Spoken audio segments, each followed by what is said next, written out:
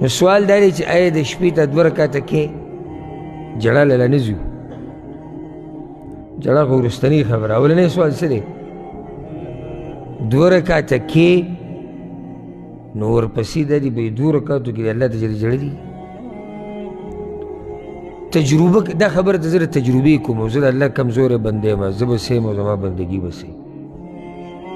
خو دا د تجربې خبره ده. ورب الکعبه چې دې رب ته د شپې په آخره حصه کې دې وجړل او څه فریاد دې ورته وکړو او څه دې ورته وویل هغه دله پوره کوي.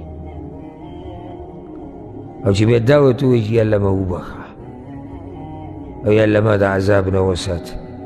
او دا دنیوي درخواستونه به کې هم داخله وه، خو لږه ګزاره پکې کوه.